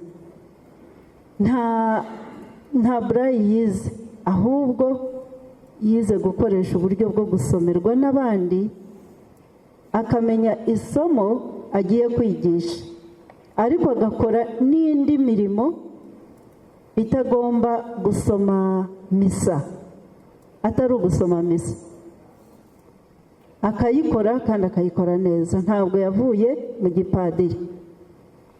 Noneho kubera ko abapadiri bagiye babibona ko, cyangwa se abashyiraho abapadiri bagiye babibona ko uwatakaje ubushobozi bwo kureba yari umupadiri akomeza akaba umupadiri kandi akabishobora, bemeye no kwakira abandi bafite ubumuga bwo kutabona bifuza kuba abapadiri cyangwa abafurere, akira kuba afite icyo ashoboye gukora kandi bakabibona ko agikora. Noneho ku bapasiteri rero nakubwira ku byo muri Kenya, kubera ko ariho nakuriye, ndabazi benshi. Uwari diregiteri wanjye muri segonderi muri Salvation Army, sinzi mu gifaransa niba mubita l'armée de la salve. So yari nagiye muri segonderi ari umukapiteni. Abapasiteri muri iryo torero bagenda bagira amaranka nk'ayo mu gisirikare, yari umupasitori ariko yari umukapiteni, ntabwo yabonaga. Maze kuva muri primaire, uwaje gusimbura umudiregiteri wari uhari wari umulayiki, nawe yari umumajoro muri iryo torero, afite ubumuga bwo kutabona. Mu babatisita, umuntu wize mu kigo nizemo, wari umwarimu mu kigo nizemo, yaje guhindura ajya kuba umupasitori mu babatisita. Yasomaga ivanjiri akigisha ijambo ry'Imana, niwe wari umukuru w'urubyiruko. Amakuru nari mfite nuko mu itorero yigishijemo yayoboyemo urubyiruko. Mu myaka 5 habonetsemo inda zidateganijwe z'abakobwa 2 gusa mu myaka 5. Bivuga ko ibyo yigishaga ni ukuri yabigezeho. Noneho rero ho mu Rwanda ndumva mpabaye igihe gito cyane, ariko kandi twumvikane, mu Rwanda abafite ubumuga bwo kutabona barahezwaga kugeza n'95. Abamaze kugera muri university ubu ngubu mu Rwanda kuva RUB itangiye, ugereranije n'abandi bageze muri university, ni bake cyane. So kuvuga ngo muri abo bantu bake cyane waba ubonyemo abapasitori, simbizi, mubonzi jyewe nta mupasitori nzima. Gakumba w'Iremera muri ADPR n'ubundi yari umupasitori, n'ubundi yaharaniraga kuba umupasitori. Uramuvuze ndamwibuka kuko tugitangira twajyaga duhurira mu ishyirahamwe ry'Iremera ryaje gutatana ari uko abantu bimutse. So kuba umuntu afite ubumuga bwo kutabona ntibyamubuza kuba pasitori, ntibyamubuza kuba padiri, ntibyamubuza kuba umubikira cyangwa furere, nk'uko bitamubuza kubaho mu buzima busanzwe. Hari ikindi ntashobora gusubiza?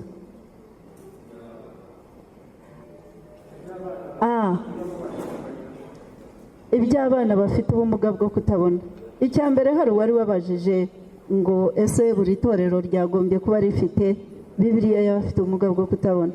Ntiturabona kopi zihagije, ziracyari nkeya cyane, so ntabwo byashoboka ko buri rusengero cyangwa buri torero ryaba bifite Bibiliya y'abafite ubumuga bwo kutabona. Hanyuma ikindi, kwigisha abana bafite ubumuga bwo kutabona, ndumva mu bigo by'abafite ubumuga bwo kutabona twashoboye gushyiramo zimwe muri za Bibiliya twabonye, ngo ni ukuvuga twashoboye kugenda dushyiramo kopi nkeya muri za Bibiliya twabonye zashoboye kwandikwa na sosiyete biblike. So abana bashobora kubona Bibiliya basoma ariko bazisiga mu kigo, kuko bazitwaye zashira. Mu bigo bisanzwe birimo abana bafite ubumuga bwo kutabona, abo ni bake cyane kugeza ubu. Abo tuzi, ndumva tuzi 4, 2 baracyari bato, baracyari hasi.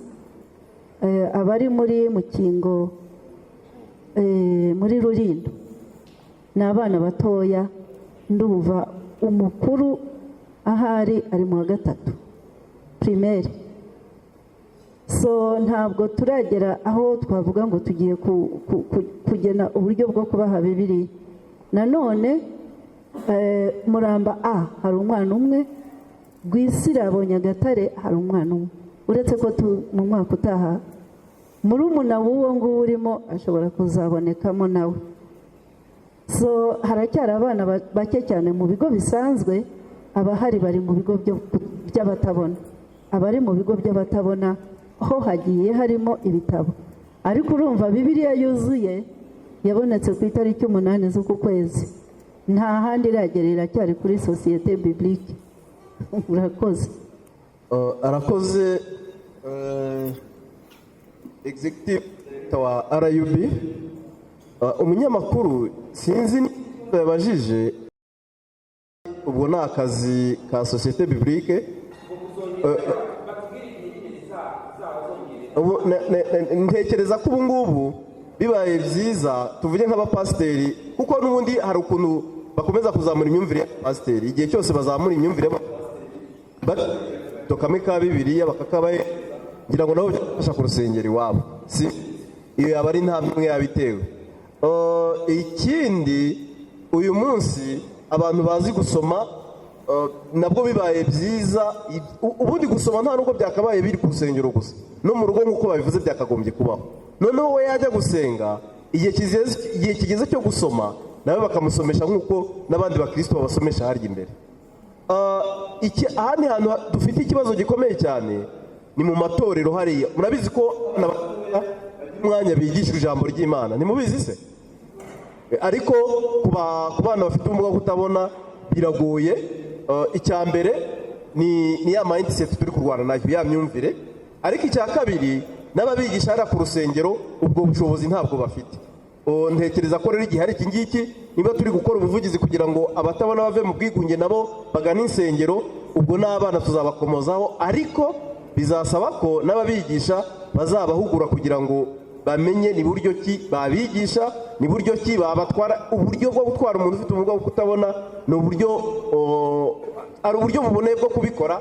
Ubwo icyo gihe nikigera, ntekereza ko umushinga umaze kuba mugari, ibyo byose bizakorwa kugira ngo ba bana bacu bari hasi mu giturage nabo bajye gusenga nta pfunwe bafite. Murakoze. Reka ngira ngo byavuzwe, reka nanjye nyure muri makeya cyo mwavuze. Bereye kuri Fifi biroroshye rwose, ndi busabe abantu hano bazaguhuze n'ababwirizabutumwa benshi n'abapasiteri kandi bafite ubumuga bwo kutabona kandi bakora umurimo neza. Nahoze mbisaba Theo mu biganiro FIFA ajya akora muzamuhuze na Kayitare kandi abikora neza, turamutumira ahantu henshi bari mu mahanga hirya no hino, n'uje n'uwo nibutse hafi ariko barahari.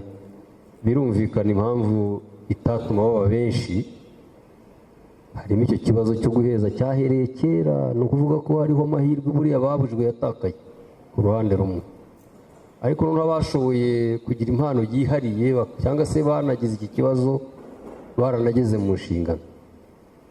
Ariko icya gatatu nanone, nta nubwo wagereranya abantu bari mu Rwanda ngo ugereranye n'abafite umwuga utabona ubone porosantaje wenda none se ngo tuyizamure se, oya ntabwo aricyo twifuza. Ariko ubukangurambaga turimo ni ukuvuga ngo ahubwo n'uwerekanye n'agatambwe gatoya k'icyo yashobora naba ariko gashyirwa imbere kuruta ibindi. Ndamubwira ko icyo cyavuzwe. Wambajije uti Bibiliya igura ngahe? Nabivuze ngitangira rwose ko yatewe inkunga furi mu buryo bwuzuye n'umuryango wa Bibiliya w'Ubudage, kandi twibukiranye ko ntabwo dufite kopi nyinshi. Twashyize ahagaragara inyandiko yuzuye na kopi nke cyane zabonetse turagusarangamo. Ntabwo rero ibijyanye n'ibiciro no ku isoko no kugura mwibura mubyibaza, ahubwo turacyagera kongera kugerageza ko twagira kopi nyinshi zigatangwa nk'impano kugira ngo nyine abantu bayibone mu buryo butagoye. Kamuzizi ngira ngo yavuze Bibiliya ntagatifu, Bibiliya yera na biri ijambo ry'Imana. Traduction twakoze kuri mu nyandiko ya Braille twarakoresheje Bibiliya ijambo ry'Imana. Sinzi niba wenda mwumva neza icyo bivuze. Mbibutse ko tugira verisiyo 3 z'ikinyarwanda: Bibiliya ntagatifu, Bibiliya yera, Bibiliya ijambo ry'Imana. Kuki duhitamo Bibiliya ijambo ry'Imana rero? Bibiliya yera ni umwihariko, ikoreshwa cyane cyane n'amatorero y'abaprotesitanti. Bibiliya ntagatifu ikoreshwa cyane cyane, ntabwo navuga ko ari burundu kuko nanjye ndayikoresha nawe wayikoresha, ariko nyine ni Bibiliya ntagatifu ni iya Kiliziya Gatolika. Bibiliya ijambo ry'Imana rero ni tradiction iri buze kuba buri muntu wese yibonamo. Niyo mpamvu rero twahisemo gukoresha kugira ngo buri muntu wese nyine yisangemo, tutaza kuyita imporoso cyangwa tuyite iya Kiliziya Gatolika. Kandi zombi nababwiye ko ni ikibazo cya adaptation gusa, nta mpinduka zindi ziba ziri mu bijyanye n'ubutumwa. Ni tradition zakozwe mu bihe bitandukanye, ari nacyo kibyita verisiyo nye. Ubwo wenda ku banditsi b'ibitabo ngira murumva icyo bishatse kuvuga. Yego, kugira ngo ushobore kwandika gusohora indi kopi y'ikintu cyanditswe, published work, bigomba kunyura kuri publishers. Ahangaha ndi nkene ku kinyarwanda ariko ndabizi urabyumva. Bigomba kunyura kuri publishers, bigakorwa n'abafite uburenganzira bwo kubikora. So bikorwa n'abafite uburenganzira bwo kwandukura Bibiliya. Ntabwo byakorwa n'itorero, nta nubwo byakorwa n'urusengero. Ibi ngibi turiho dukora hano urumva biriya byagombye kuva Korea. Ibindi twari dufite byavuye muri Compass Braille UK mu Bwongereza, mu Budage. So ntabwo hano mu Rwanda Société Biblique yo mu Rwanda bavuga ngo bagiye gushyiraho inzu icapiro ryo kwandika Bibiliya muri Braille. Ntabwo bishoboka, ntabwo byemewe n'amategeko. Ubwo rero niyo mpamvu wumva twebwe ba nyirabyo turacecetse, ntacyo tuvuga kuko turabizi ko bidashoboka. Si uko tubyanze, si uko tutabishaka, ariko hari ibyo tugomba gukurikiza amategeko. Murakoze. Byose ko buri kintu cyose kuri buri ntambwe yose twatera ku gito tubarira abavandimwe uyu muryango, turagomba nyine kunyura muri iri shyirahamwe ribareberera. Edouard naringize ngo anyereke, ntabwo nafashe neza icyo yatubajije. Edouard mwagishubije urakoze, ubanza ariyo mpamvu nta kintu nifite, ariko n'igikurikiro cy'ashuri bijyanye n'abana yagomba kuba yakivugiye rimwe. Okay, murakoze, ngira ngo byaba rero yose. Murakoze cyane, turimo tugana ku musozo. Njye ndashaka kubaza mu by'ukuri jyewe nsengera muri Anglikani muri paruwase Masaka, kubera ko nahageze mpinduye mvuye Ndera, maze kumenya ko i Masaka hari itorero Anglikani. Nasanze bariho bagerageza kuvugurura mu muryango, hatari hari esikariye, bagira ngo gushyiraho esikariye nibyo byiza, bayishyiraho. Natanze amafaranga, nababwira nti muyisibe, kandi mushaka umuntu uzi kubikora neza, abikore mu buryo bugezweho. Anyway, ubujiji bwo kutamenya uburyo bwo kwita ku bafite ubumuga bwo kutabona ntabwo buri mu baturage gusa, buri no mu bayobozi. Si ubujiji kubera ubugoryi, ni ukutamenya gusa. Iyo babimenye bahita babikosora, bahita babikora neza. Noneho ku ikintu cyo gushungera umuntu ufite ubumuga, cyane cyane umuntu ufite ubumuga bwo kutabona, icyo kiracyariho cyane mu Rwanda. So ugasanga umuntu agusanze ku muhanda, urashaka kwambuka, yenda uri mu ntambwe 5 kuva kuri zebra crossing, uriho uragerageza kwambukira aho itari. Aho kugira ngo umuntu akubwire ati ngwino nkwereka aho zebra crossing iri, arahagaze ngo arebe niba uri buyimenye, cyangwa niba imodoka ziri buguhagararire utari muri zebra crossing. Ibyo biraba cyane, duhora dukora ubuvugizi. Ubonye umuntu ufite ubumuga bwo kutabona agerageza kwambuka umuhanda, wamufasha. Ariko ugasanga aho kugira ngo bamufashe, icyo bashishikarira ni ukumushungera. Ni ibintu bizatwara igihe, ntabwo ari ibintu bishobora guhinduka mu munsi umwe. Ni ibintu bisaba ubukangurambaga kugira ngo bizashobore guhinduka. Ikindi kandi igaburo ryera, uvuze ku igaburo ryera, kubera ko nagiye mu rusengero nsengeramo mpita ngaragara cyane. Ubu ngubu abantu bafite ubumuga bwo kutabona biga mu kigo cya Masaka, abazi Masaka murabizi ko urusengero rwa EAR ruhana imbibi n'ikigo cy'abatabona. Abenshi basengera mu kigo cy'abatabona iyo bahaje bahita basengera muri Anglikani, kubera ko muri Anglikani baramenyereye. Ubwo rero bituma bashobora gufasha abantu bafite ubumuga bwo kutabona, bakahakunda.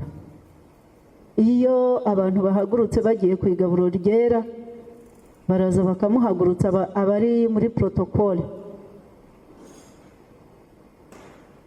bakamufasha kujya imbere, agapfukama, agahazwa kimwe n'abandi bose, bakamufasha gusubira mu mwanya we. Ariko hari aho ujya ugasanga nta wibuka kukureba, uragenda ukicara, abandi bakajya ku igaburo ryera, wowe ugasigara wicaye. Ubwo ugasigara ugira uti Mana wambonye, nari kugenda ariko ntibyanshobokeye. Ibyo ngibyo ndabizi, amatorero yose agira protokole. Byari bikwiye ko abari kuri protokole babona umuntu uje atari bushobore kujya ku igaburo ryera, bakaza kumubaza niba yifuzaga kujya ku igaburo ryera. Igihe aho baturira mu giseke bagahaguruka bakajya imbere, nanone hari igihe umuntu ufite ubumuga bwo kutabona ahaguruka yifuzaga kujya gutura, ukabona baraza baramucaho gusa, bakagenda bagatura bakagaruka, kandi yagerageje guhaguruka.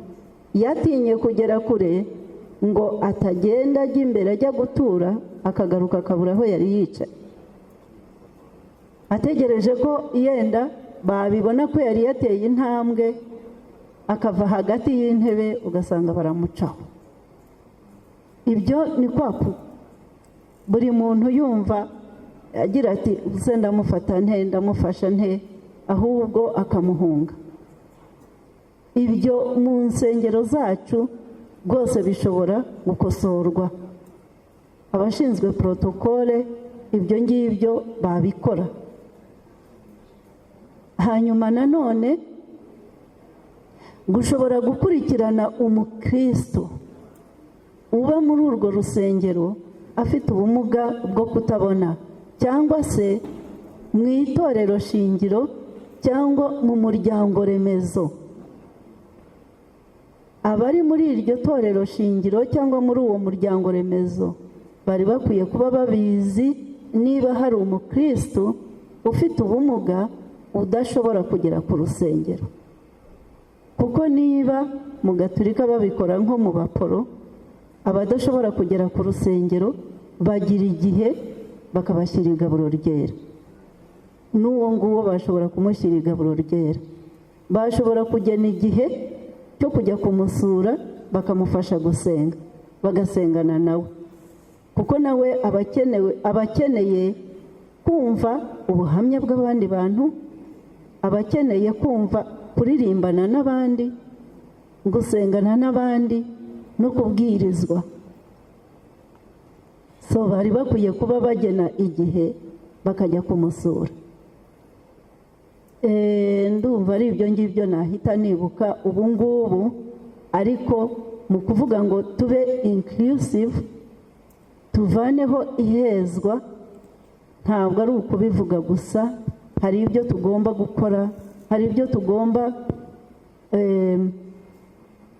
gushyira mu igenamigambi ryacu nk'amatorero, kugira ngo dushobore gukurura n'abagasigaye be gusigara. Arakoze dogiteri. Nagira ngo burya kuvuga n'ururimi gusa biroroha.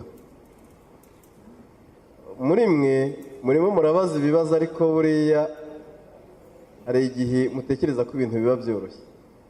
Abantu bacu bafite ubumuga bwo kutabona nibo bantu ba mbere bahohoterwa n'umuryango, bagahohoterwa n'abaturanyi, agahohoterwa n'aho yakagombye kujya gusengera ari buze gukura icyizere cy'ubuzima. Ahantu hose agenda ahohoterwa. Ngira ngo nanababwire, wenda tunabivugeho, dufite abantu bacu bafite ubumuga bwo kutabona, cyane cyane b'abakobwa, usanga yarabyaye akabyara umwana atazi se, kuko no kumutera inda ntiyamenye uwamusambanyije. Murumva icyo kintu? Ni ikintu gikomeye cyane. Rero buriya iyo utarashyira ikirenge mu cyuwo uri kuvugira biba bigoye cyane. Ndagira ngo nsabe, ninde munyamakuru wicaye inyuma? Ninde munyamakuru wicaye inyuma? Diedone, ngwino hano. Ninde mu mama ufite agasharupe? Nawe? Nezana ku gasharupe. Kazana.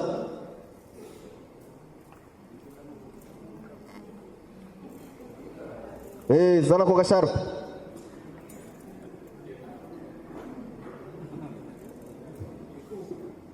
Wakazanye? Ngaho gakunjemo kabiri gatatu mupfuka amaso. Gakunjemo gatatu mupfuka amaso. Wowe umupfuke. Ngaho nibagupfuke. Ntiwahabonye? Bagupfutse? Bagupfutse? Akira inkono ujye kwicara. Akira inkono ujye kwicara. Akira. Dore ngiye inkono. Ngaho ugenda ujye kwicara. Nyaruka rwose. Gerageza.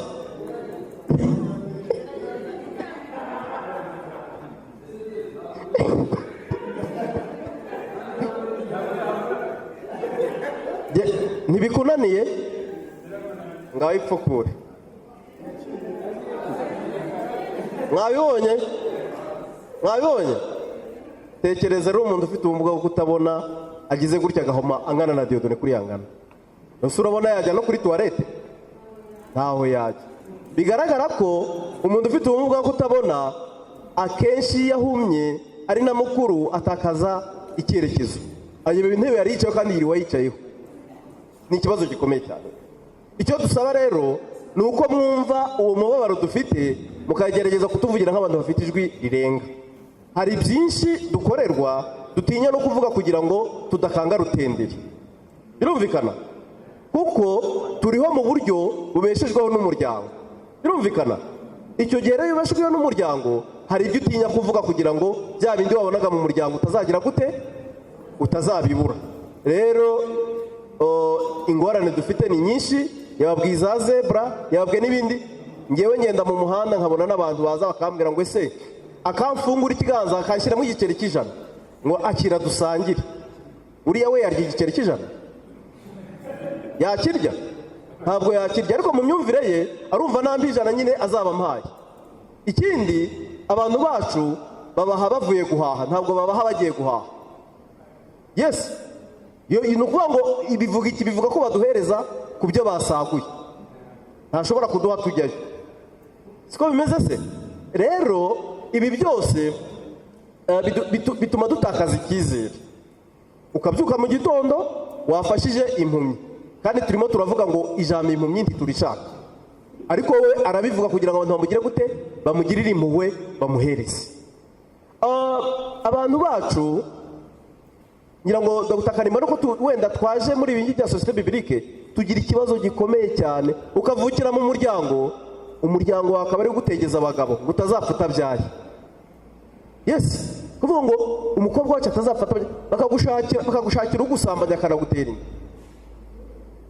Urumva, ibyo byose ni ibikomere tugira, ugasanga ibyo bikomere bituma icyizere cy'ubuzima tugitakaza. Mwe rero muri ahangaha muba muri intumwa kugira ngo ubutumwa bwanyu bugere kure cyane.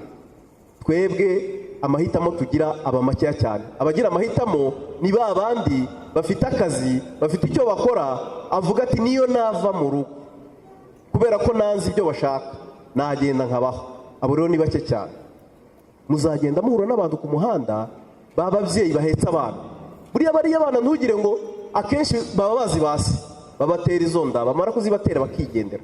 Kandi iyo yamuteraga inda gusa hazamo n'ubwandu, hakazamo itotezwa ry'umuryango. Wa muntu akabaho ubuzima bwe bwose ahungabanye. Mwajya muhura ukabona asa n'igishushushungwe, ari uko atabuze ubwenge, ahubwo ari uko yajugunywe hirya hino bikarangira ameze nk'agapapiyo mu muhanda. Ndagira ngo rero ijambo ry'Imana riraduhumuriza, société biblique irabikora, nibyo ni agatonyanga mu nyanja, ariko nyankunda kuyisabira umugisha kuko si bo bakire cyane. Hari abandi bakire bakagombye gukora ibirenze ibyo société biblique ariko ntibabikora. Ariko kubw'ubuvugizi ndatekereza ko iki ngiki kizavaho, wenda guheza umuntu ufite ubumuga bwo kutabona bikaba amateka. Abihaye Imana, abihaye Imana, reka mbabwire mwa bagabo, uramubwira ngo ntabwo ndi impumyi, uretse nturi impumyi, ngo Bibiliya yarakwanditse kuri impumyi, mugatangira kujya impaka. Ukamubwira uti ngewe ntabwo ndi impumyi, ndi umuntu, kandi na Bibiliya ibivuga. Urahakana gute kutari impumyi kandi Bibiliya ibivuga? Mukaburana ugasanga rwabuze gica, kandi niwe muntu watekerezaga ko afite ubwenge bwigiye hejuru, ko niwe usoma Bibiliya. Nibura ukavuga uti naza kumurezona, ibyo bintu akabyumva. Ntabwo bikunda rero.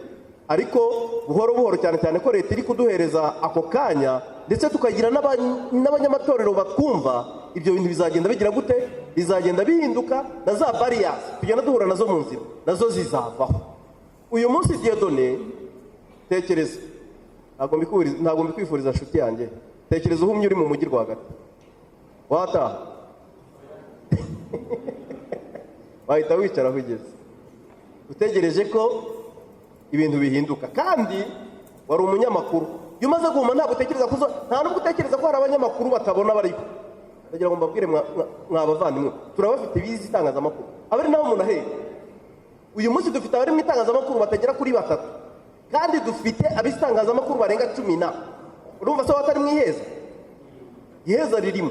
Ni ukuvuga ngo rero ubwo buvugizi muva aha ngaha mugende mutuvugire njye mbivuze mpagaze kubera kuko ngenda nambaye natebeje mu muhanda gahura n'abantu bakambwira ngo dore disi iriya mpumyi ariko ngo yambaye neza. Urumva reba disi ya mpumyi ariko igize ite? hari uwangonze amaze kungonga ariko ngo nk'iyi mpumyi ikora iki mu muhanda? Ngiye gukorera amafaranga arimo aranyonga yambaye ikabutura ariko agasuzuguro kuri njye ni uko ntabona. Urumva ikibazo? Ni ukuvuga ngo icyo dushaka ni ukwiga kubahana. Iyo wubaha rero ijambo ry'Imana n'abaremwe n'Imana ugira ute? Urabubaha. Murakoze cyane, Imana ibahe. Reka dusoze iki kiganiro twatangiye dushimira Imana ko yaduhaye umwanya mwiza, dushimira RUB batuhaye ugeneye n'umwanya kandi no kuwiha, dushimira nawe mwese ibitangazamakuru bitandukanye twabanye n'ibibazo bitari ibibazo mu by'ukuri nk'ibibazo, ahubwo ari uburyo bwo kugira ngo dufatanye ubukangurambaga no guhindura imyumvire ku bantu. Mu gusoza rero ikiganiro babwire ko ibyo dukorera byose mu muryango nyarwanda, cyane cyane abafite ubumuga kutabona, ntabwo ari impuhwe, ntabwo ari ukubagirira kwifata ku itama, ahubwo ni uburenganzira bwabo nk'uko tunabitegekwa n'itegeko nshinga ndetse n'andi mategeko arengera uburenganzira bwa muntu ku isi. Ariko ibirenze ibyo tubitegekwa n'Imana kurenza abandi bose, kubera ko ijambo ryo rivuga ko umuntu wese akwiye kuba inkingi ya mugenzi we, akamubera ijisho, akamubera inyunganizi. Nirwo rukundo, nirwo gufashanya, niyo nyigisho ya Bibiliya. Umuryango wa Bibiliya uhagurukiye nanone gukomeza ubukangurambaga bwo gushyigikira Bibiliya bikomeze kuboneka mu Rwanda. Iyo gikorwa gikuru dushyize imbere kandi mwagiye mudufasha n'ubu muracyadufasha.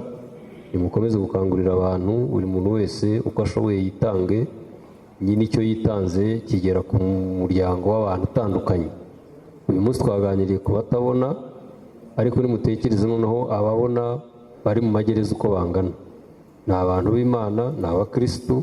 Hari igihe wabareba ukavuga uti ariko hariya naho hari itorero ririyo cyane. Umunsi impanda yavuze umwami agahamagara itorero, uzabona abantu bazamutse mu magereza bajya mu ijoro ari benshi, ariko bari mu mibereho idashobora kubafasha kubona Bibiliya bijyanye n'ubushobozi.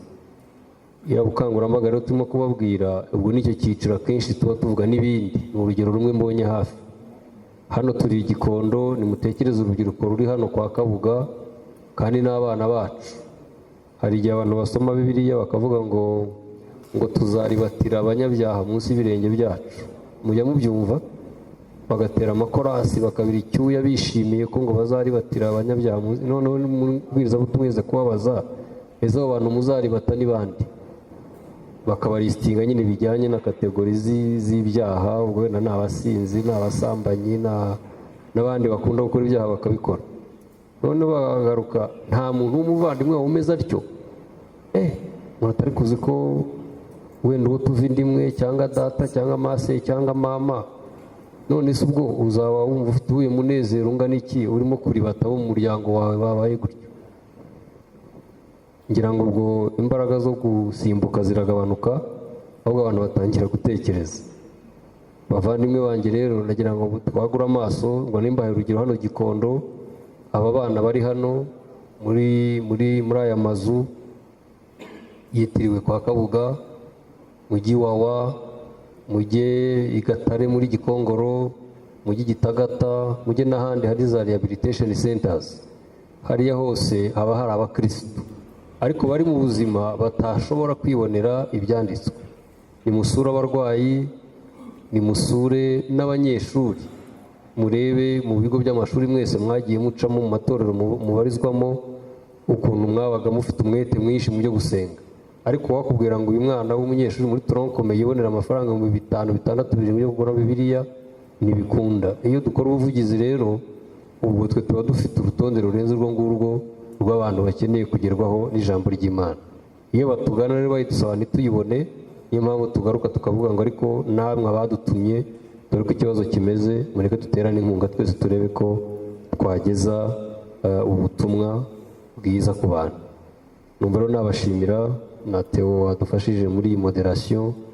Twiringiye ko nitwongera none kukenera nazongera tugahura kandi bitanabaye ikipe y'abantu benshi n'umuntu ku giti cye wagira umwete w'ikindi cyose yifuza kumenya, ni ikaze kuri Bible Society, ni iwanyu, ni mu muryango wanyu, namwe muri abayoboke b'amatorero na kiliziya mukomokamo, ni ukuvuga ko muri abanyamuryango mu buryo bumwe n'ubundi. Ibisigaye rero turabashimiye, Imana ibahe umugisha.